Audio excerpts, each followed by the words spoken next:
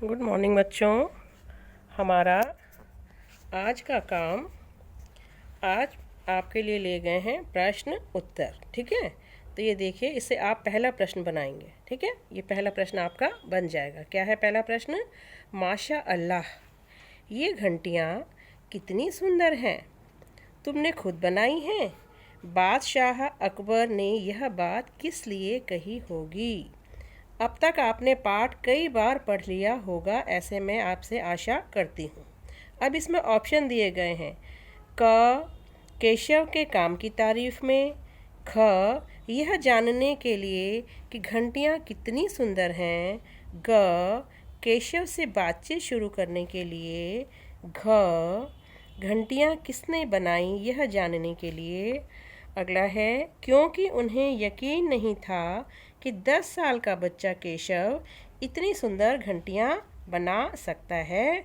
और आखिर में है, कोई और कारण जो तुम्हें ठीक लगता हो।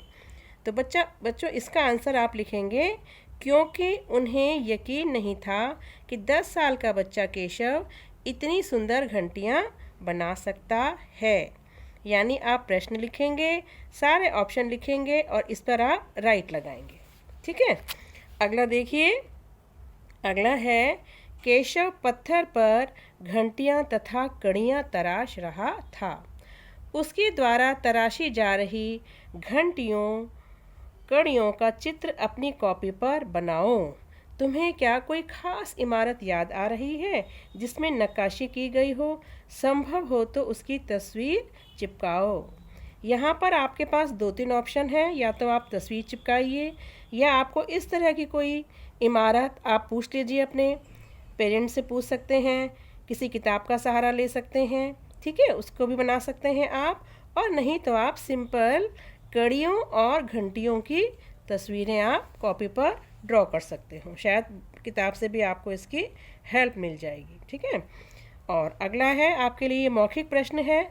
केशव के पिता गुजरात से आगरा आकर बस गए थे। हो सकता है तुम या तुम्हारे कुछ साथियों के माता पिता भी कहीं और से यहाँ आकर बस गए हों। बातचीत करके पता लगाओ कि ऐसा करने के क्या कारण होते हैं। आप अपने मम्मी पापा दीदी भैया किसी से भी आप पूछ सकते हैं कि अपने राज्य, अपने जहाँ के आप मूल हैं वहाँ से छोड़कर आप दूसरी जगह जाते हैं और वहाँ पर बस जाते हैं।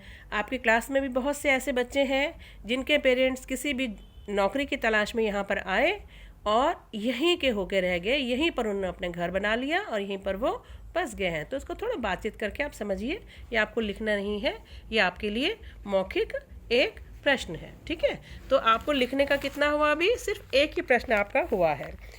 उसके बाद अगला है, अकबर को, वो पहला प्रश्न हो गया। यहाँ पर आप इसे दूसरा प्रश्न बनाएंगे। यहाँ मैंने 1 लिखा है ना, इसको आप 2 कर लीजिएगा।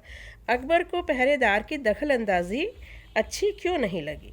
इसका आंसर है, बादशाह अकबर चाहते थे कि केशव उन्हें एक साधारण व्यक्ति ही समझकर उनसे बात करे। यहाँ पर करें लिखा है, ये बिंदी को आप काट लीजिए, ये करें नहीं आएगा, करे।